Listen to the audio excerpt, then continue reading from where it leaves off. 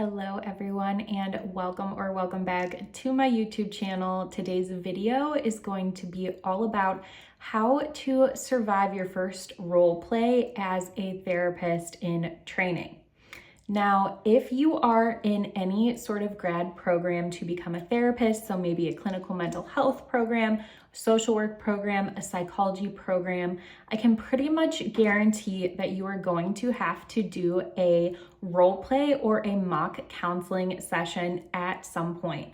And oh my goodness, I still remember being so incredibly nervous to do this.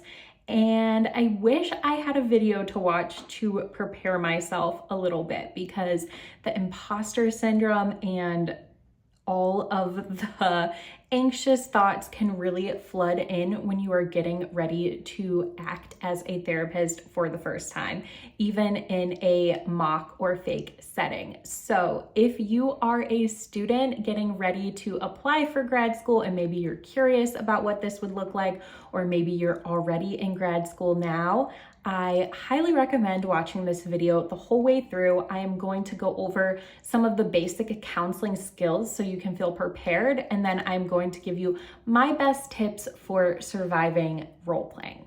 Hi, my name is Allyssa Powers, and I created this YouTube channel to teach you the things that grad school didn't, so you can thrive in the mental health field. I am joined today by my newborn baby, Teddy, and hopefully he will stay asleep for the duration of filming this. As always, my NCE study guide is linked in the description box below, and I'm also going to link a good example of a mock counseling session below, because that's not a part of this video. That would make this video extremely long, and honestly, with a baby pretty much permanently attached to me at all times, I'm not going to be able to film a mock counseling session for you, but I am going to provide you with some insights. So let's get right into basic counseling skills. Now, in your skills and techniques class, this is probably the first time you're going to be expected to do a role play, and I can pretty much guarantee that you are going to have to do this, because how else do you learn counseling skills but to try them out yourself? So that class is going to be you dipping your toes into the waters of using counseling skills. So let's go over some of the basic ones. This is not comprehensive, but these are the ones that are going to give you confidence in your role play. So first counseling skill is reflecting. So reflecting is taking a small part of what someone said and reflecting it back to them in different words. So if someone's telling you how depressed they are feeling, you might reflect those feelings and say, wow, it sounds like you're feeling really sad. That's just a very basic example, but that's an example of reflecting. The next counseling skill is similar, but a little bit different, and that is summarizing, which instead of taking a small thing that they said, summarizing is taking the whole thing that they're talking about and putting it in a summary form. So if they're talking about, all the reasons why they're feeling depressed, they went away for the weekend, it didn't turn out how they wanted, then you would give them more of a narrative on how that looked and how that made them feel and what you're taking away from what they said. So a summary is going to be taking a bigger chunk of what someone said and saying it back to them in different language.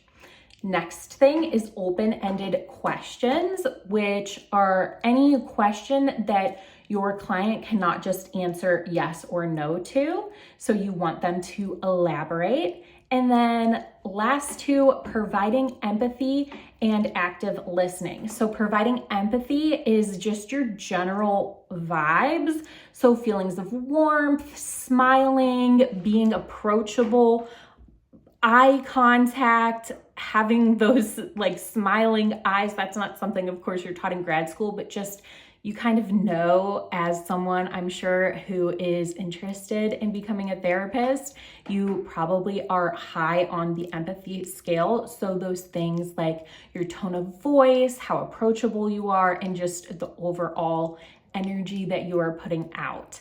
And then active listening, so making eye contact, nodding along, those body language things, even verbal things like, yes, I hear you, that kind of thing. Of course, you don't want to overdo it with those. And I think sometimes, even with nodding, it's like if someone's saying, oh, I suck, I'm terrible, and you're over here like, yes, it's, of course, there's a context for everything, but those are your main counseling skills that you're going to want to remember and be able to lean on. Now, you're going to learn this in your skills and techniques class anyways, so you're going to learn even more skills than just that, but these skills are the backbone of being a therapist, because being a therapist is not just giving advice. It is really guiding your client towards their goals and what they want to accomplish and achieve in therapy.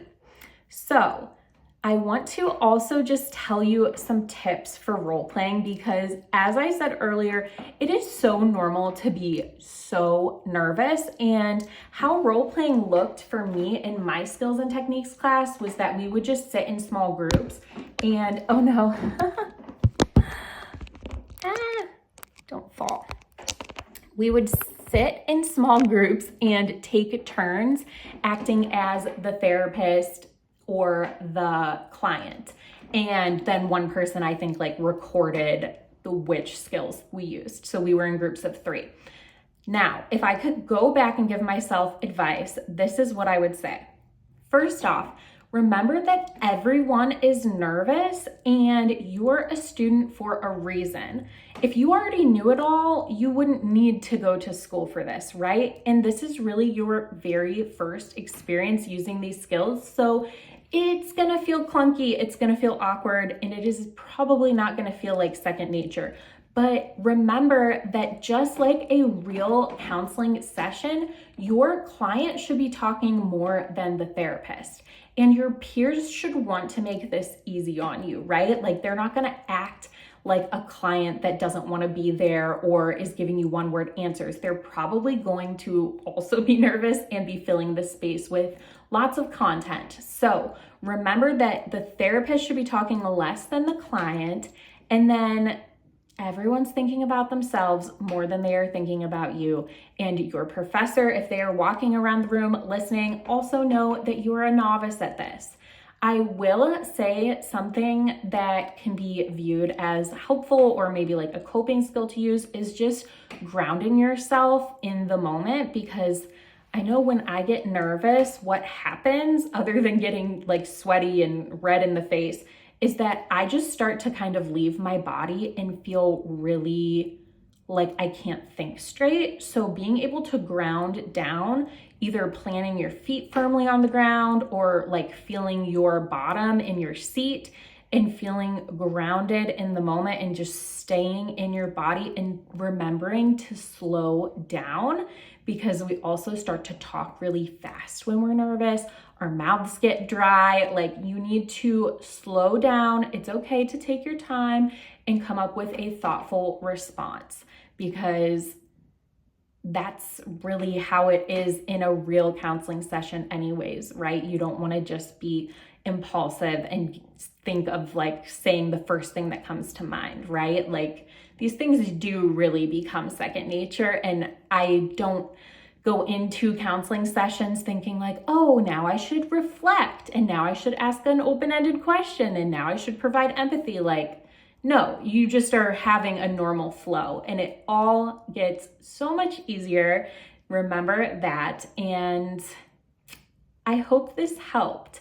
I try to make content that I needed when I was in grad school. Obviously, my little tagline is teaching you the things that grad school didn't. So I hope that this helps you and gives you some confidence.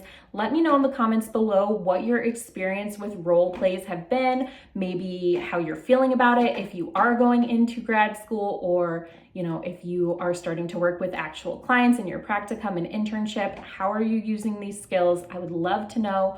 Remember, in the description box, I'm going to link a video of a good mock counseling session in case you're curious. And as always, please subscribe if you like therapist-y content. We talk about all the things here about what it looks like to be a therapist, navigate the field, navigate school, and all that good stuff. So I will see you in the next one. Bye.